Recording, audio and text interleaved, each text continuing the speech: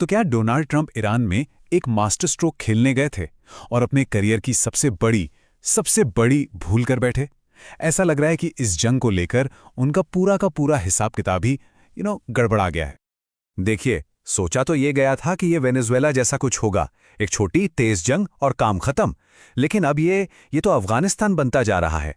पूरा middle east इस वक्त धूं-धूं कर जल रहा है और हालात तो हर पल बदल रहे हैं। तो चलिए सबसे पहले यही समझते हैं कि इस जंग को लेकर अमेरिका का शुरुआती अंदाजा क्या था और वो कैसे पूरी तरह से गलत साबित हो गया।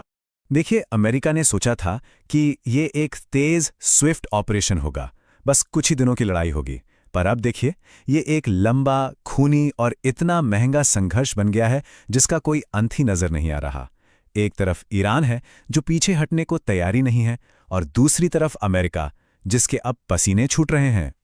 अब जरा जमीन पर जो डरावनी हकीकत है ना, उसकी बात करते हैं। वो हकीकत जिसका असर हर किसी पर पड़ रहा है। और विटंबना देखिए, जिस तेहरान को आज़ाद कराने की बात थी, जहां लोकतंत्र लाने की बातें हो रही थीं, उसी तेहरान पर अब अमेरिका और इजराइल मिलकर कारपेट बॉम्बिंग कर रहे हैं। सोचिए, मासूम लोगों और छोटी-छोटी बच्चियों के ऊपर बम बरसाए जा रहे हैं। और इस जंग की सबसे बड़ी, सबसे दर्दनाक कीमत वो तो ईरान चुका रहा है। स्कूलों पर हमले हुए हैं और अब तक 160 से ज्यादा लोगों की जान जा चुकी है। इनमें कई तो मासूम बच्चियां थीं जिनका इस पूरी लड़ाई से दूर दूर तक कोई लेना देना नहीं था।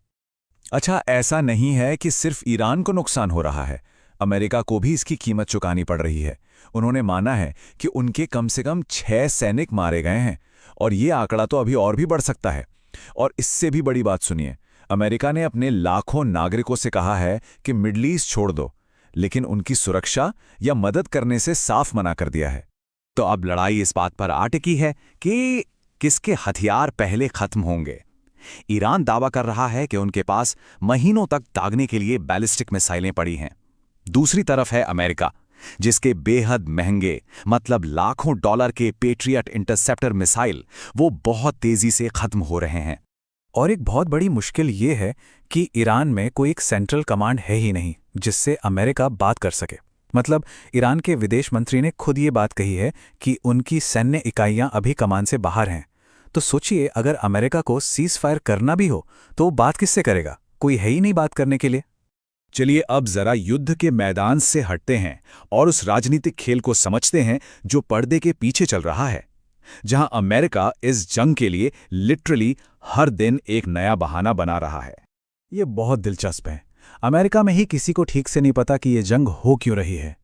पहले दिन कहा गया कि हम ईरान का न्यूक्लियर प्रोग्राम खत्म करने जा रहे हैं। दूसरे दिन नहीं, हमें तो वहां की सरकार बदलनी है। तीसरे दिन एक और कहानी कि हम तो उनकी मिसाइल क्षमता को कम कर रहे हैं। और अब नया बहाना यह है कि वो तो इजराइल के हमले को रोक रहे थे। हर दिन एक नई वजह। और इन्हीं बदलते बयानों की वजह से अब अमेरिका के अंदर से ही ये सवाल उठने लगा है, एक बहुत बड़ा सवाल, कि क्या इजराइल ने अमेरिका को इस युद्ध में जबरदस्ती घसीटा है? क्या अमेरिका अपनी लड़ाई लड़ भी रहा है या ये इजराइल की लड़ाई है? इसका नतीजा ये हुआ है कि ट्रंप का जो अपना सपोर्ट बेस है ना, वो भी अब उनसे नाराज हैं। उनके एक बहुत बड़ी समर्थक हैं, मार्जरी टेलर ग्रीन। उन्होंने सोशल मीडिया पर साफ साफ लिखा कि हमने अमेरिका फर्स्ट और जीरो वॉर्स के लिए वोट दिया था। उन्होंने तो ट्रंप प्रशासन को झूठा तक कह डाला। ये बहुत बड़ी बात है। और ये गुस्सा सिर्फ नेताओं में नहीं है, आम जनता पर भी इसका असर दिख रहा है। जो नए पोल्स आए हैं वो बताते हैं कि करीब 60% अमरीकी लोग ईरान पर हमले के फैसले के खिलाफ हैं। सीधी सी बात है, अगर ये जंग जल्दी नहीं सुलझी तो ये ट्रंप के लिए एक बहुत बड़ा प्रेसिडेंशियल क्राइसिस बन सकता है।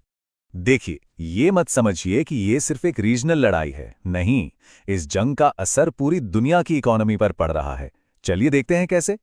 ईरान के जो रेवोल्यूशनरी गार्ड्स हैं, उन्होंने स्ट्रेट ऑफ हॉर्मुज यानी हॉर्मुज की खाड़ी को लगभग पूरी तरह से ब्लॉक कर दिया है।